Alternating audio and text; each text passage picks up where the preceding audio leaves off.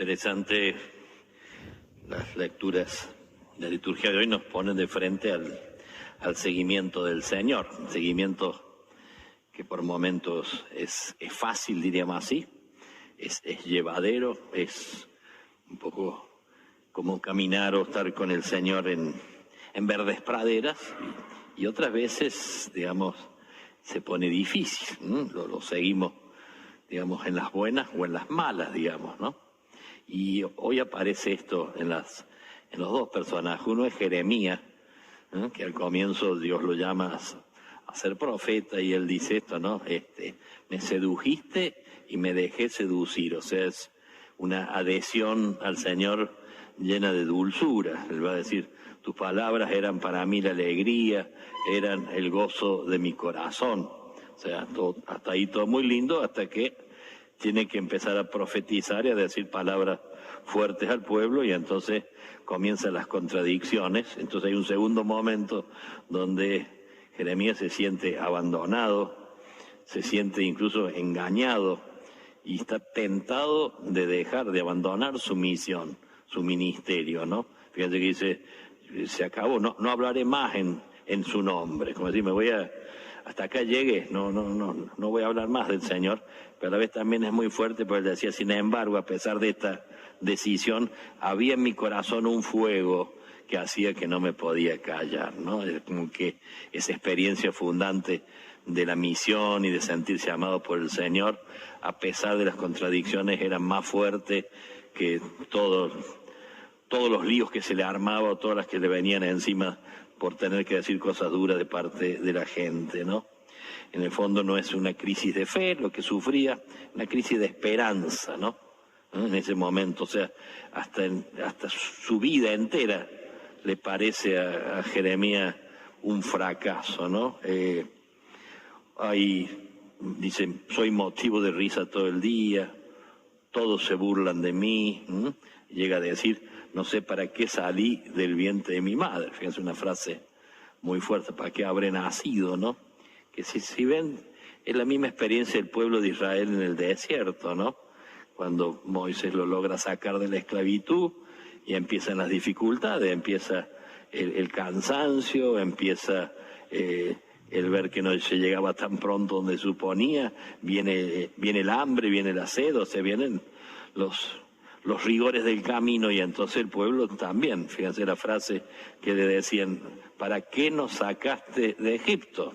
O sea, casi la misma queja: ¿para qué nos sacaste de Egipto? Allá al menos comíamos, ¿no? Lo que se olvidaban era que en realidad aquello era vianda de esclavitud, ¿no? Era vianda de esclavitud. Y los discípulos, los apóstoles, en la pasión, ¿no? van a experimentar no el Mesías triunfador, sino un Señor que pasa por la cruz, un Señor que muere en la cruz, ¿no? Fíjense las palabras de los discípulos de Maús después de la cruz, aunque Cristo ya ha resucitado. Mientras iban caminando medios tristones hacia Maús, decían ellos: nosotros esperábamos, ¿no? Toda una experiencia de desencanto. O sea, nos cuesta saber que nuestro camino pasa por la cruz. No se puede gambetear la cruz para llegar a la resurrección, ¿no? Es el único atajo hacia la resurrección. Y por supuesto, la cruz cuesta, ¿no? Es elegir entre salvar el propio pellejo, ¿no? O aceptar perder la vida por el Señor, ¿no? Que es lo que el Señor se la dice bien clarito. El Señor no les vende la viborita, no les promete, digamos, cosas así, premios y cosas que después no se cumplen, sino que el Señor le dice bien clarito, ¿no? El Hijo del Hombre va ahora a Jerusalén, tiene que sufrir mucho, va a morir, lo matarán y resucitará. O sea, el primer anuncio de la que se le viene.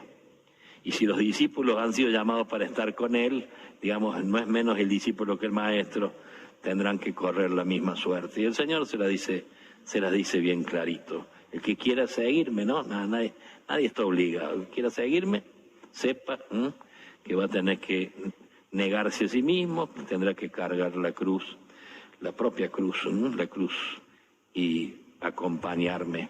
San Ignacio agrega en los ejercicios aquellos tan lindos, pero sepa, dice, el Señor nos dice, ¿no? Es parafraseando, dice, sepa que el que me acompañe en la pena, también me acompañará en la gloria, ¿no? O sea, corremos la misma suerte del Señor en la cruz, pero también corremos la misma suerte del Señor en la resurrección, ¿no?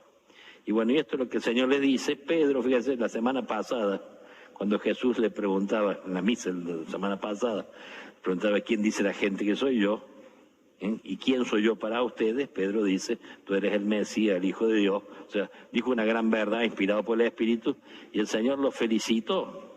Bienaventurado Pedro, es decir, lo felicita, ¿no? Quizás se agrandó un poco ahí Pedro, al rato, en este domingo viene a continuación, ya no lo felicita, sino que le dice, apártate de mí, Satanás, le dice, fíjense, de bienaventurado a Satanás, lo mandó de un lado para el otro. ¿Qué pasó en el medio? Frente al anuncio de la pasión, Pedro, quizás con buena voluntad, pero tentado, dice, lo llevó aparte, ¿no? Y le chamulla en voz bajita. Normalmente cuando llevamos aparte hablamos bajito porque no es bueno lo que estamos diciendo, ¿no? Y entonces, ¿qué le dice Pedro al Señor? Olvídate de Jerusalén. No, de eso nos encargamos nosotros. No subimos a Jerusalén, quédate tranquilo. Algo así como si dijera, vos quédate aquí, nos quedamos acá, de la seguridad nos encargamos nosotros, Y el Señor, que es humano, el Hijo de Dios hecho carne, humanamente seguramente aquella propuesta no dejaría de sentirla en su corazón, ¿no? Y entonces lo siente como tentación y lo enfrenta y se da vuelta, lo mira a la cara y en voz alta, para que también lo escuche el otro discípulo, le dice, apartate de mí, Satanás. Pedro, ponete detrás de mí. Yo no te sigo a vos, vos me seguís a mí. Yo no voy a hacer lo que vos me digas. Te he llamado porque vos vengas detrás. Vos me acompañas a mí, no, yo no te acompaño a vos, sino que venís a ser vos compañero mío, ¿no? Interesante esto, las tentaciones, que muchas veces uno está seducido o tentado, hay que mostrarle rostro, dice San Ignacio, ¿no? Es como lo que llamamos el retrucar, El demonio canta truco, nosotros le cantamos retruco, o sea, le mostramos el rostro, ¿no? Justamente para poder vencerlo, digamos. Así que, interesante, fíjense, el domingo pasado, Pedro le dice, vos serás piedra, vos serás la roca, la piedra sólida. Este domingo, Pedro se convierte en piedra de tropiezo. Interesante. Ponete detrás de mí. Este es el lugar que te corresponde.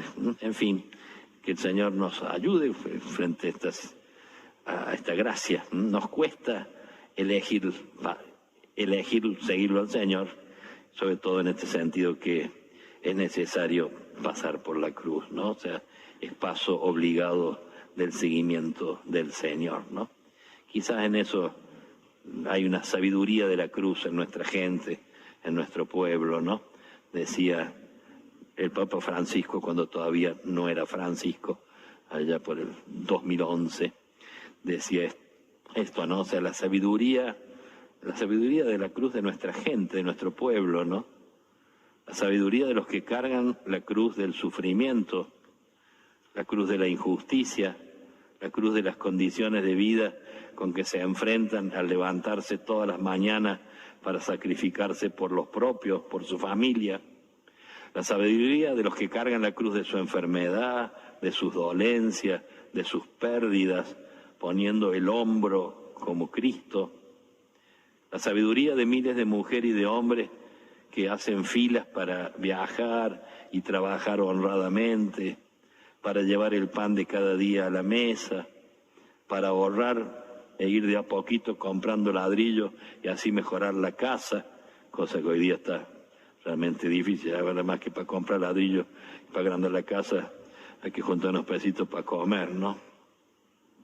La sabiduría cotidiana de miles y miles de niños que cada mañana desfilan por pasillos y calles en ida y vuelta de casa a la escuela y de esta a la casa. Sabiduría de la cruz de tantos abuelos que atesoran la sabiduría de familia, la sabiduría del pueblo, que se reúnen a compartir y a contar anécdotas, ¿no? Esto tan lindo que dice el Papa, que sepamos encontrar a los jóvenes con los viejos, viejo dicho cariñosamente, ¿no? Para que puedan contarle cosas, ¿no? Nuestros abuelos, a veces hemos perdido la posibilidad de dejar que nuestros abuelos nos cuenten, comenzando por su propia vida, su familia, ¿no? Muchos de nuestros abuelos, bisabuelos, son vidas heroicas, ¿no? Y nos hace mucho bien escuchar cómo crecieron, muchos quizás cómo vinieron para estas tierras, cómo se han ganado el pan con el sudor de su frente, con muchísimo sacrificio, ¿no? O sea, la cruz, ¿no?, de los abuelos de contar anécdotas.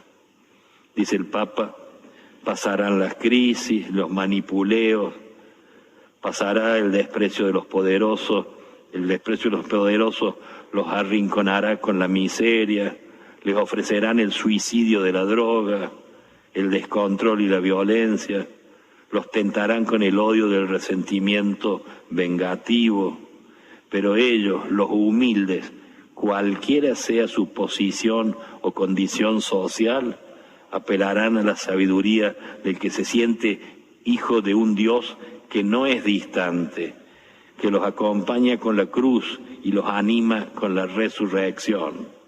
Los animan a disfrutar también de las alegrías y del compartir y del celebrar.